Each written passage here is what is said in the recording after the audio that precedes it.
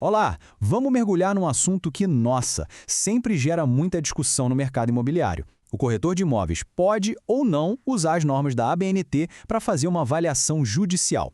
Parece uma área meio cinzenta para muita gente, mas hoje a gente vai botar os pingos nos is, tudo com base na lei. A pergunta que não quer calar é essa, né? Um corretor de imóveis pode legalmente chegar e usar as normas da ABNT? Ou isso é uma área restrita, um clube fechado só para engenheiros e arquitetos? Muita gente jura que sim, mas vamos ver o que a legislação diz de verdade. E a resposta, que pode até surpreender, é um sonoro e definitivo não.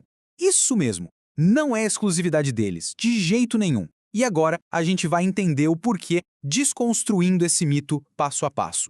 Então, se a resposta é não, de onde vem essa certeza toda? Não é achismo, pessoal. A justificativa para isso está muito bem amarrada em dois pilares bem sólidos da nossa legislação. Vamos ver como o Código de Defesa do Consumidor e o Código de Processo Civil, juntos, dão essa base legal super forte para o corretor. O primeiro pilar vem lá do Código de Defesa do Consumidor. Olha que interessante o que diz o artigo 39. Ele basicamente proíbe que um serviço seja prestado sem seguir as normas técnicas. E aqui vem o pulo do gato. O código diz que, se não existir uma norma oficial específica para o serviço, ou se ela for fraca e incompleta, as normas da ABNT devem ser utilizadas. Essa é a primeira porta legal que se abre. E a base legal não para por aí não. O Código de Processo Civil chega para reforçar isso no artigo 156. Ele é muito claro. O juiz vai chamar um perito quando o caso exigir conhecimento técnico ou científico. Reparem bem, a lei fala em conhecimento e não em um diploma específico. O que importa é o saber técnico, e isso alinha perfeitamente o corretor qualificado com a função de perito. Certo. Então, se o corretor pode usar a ABNT, quer dizer que a norma do próprio conselho dele, o COFECI, deve ser esquecida? De jeito nenhum. Existe uma hierarquia, uma ordem certa para usar cada coisa. Vamos entender como isso funciona na prática. Imagina que é uma caixa de ferramentas, sabe?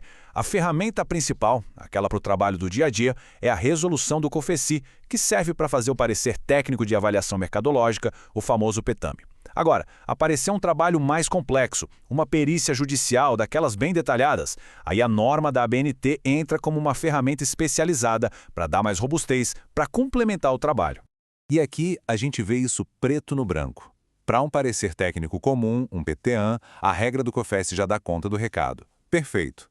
Mas, quando a coisa aperta, quando estamos falando de uma perícia judicial complexa, que precisa de uma metodologia muito bem fundamentada, aí o uso da norma da ABNT não é só uma opção. É uma recomendação técnica forte. Isso tudo nos leva a um ponto que é fundamental. A avaliação de imóveis no Brasil não é, por lei, uma atividade exclusiva de uma única profissão. Muito pelo contrário. O que o nosso sistema legal define é o que a gente chama de competências concorrentes. Essa tabela aqui deixa tudo muito claro. A gente vê 3 profissões, cada uma com sua própria lei, e todas elas com permissão legal para fazer avaliações. O corretor de imóveis, o engenheiro e o arquiteto.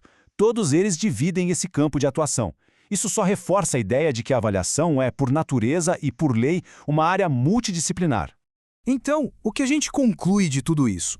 Quando a gente junta todas essas peças, a imagem que se forma é a de um profissional, o corretor de imóveis, que está legalmente empoderado, com ferramentas e respaldo para fazer um trabalho técnico de altíssima qualidade. Vamos só recapitular os pontos principais para ficar bem claro. Por que corretores podem sim usar as normas ABNT? Primeiro, porque a avaliação é uma atividade técnico-científica. Segundo, porque o Código de Defesa do Consumidor permite esse uso de forma complementar.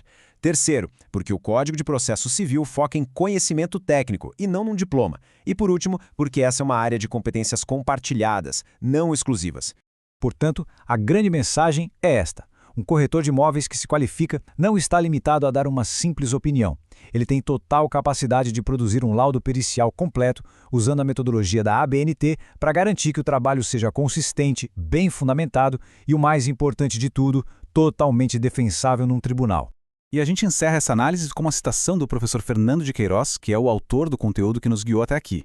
Ele diz que este conhecimento contribua para uma prática jurídica mais justa e fundamentada. E é isso que a gente espera. Obrigado pela companhia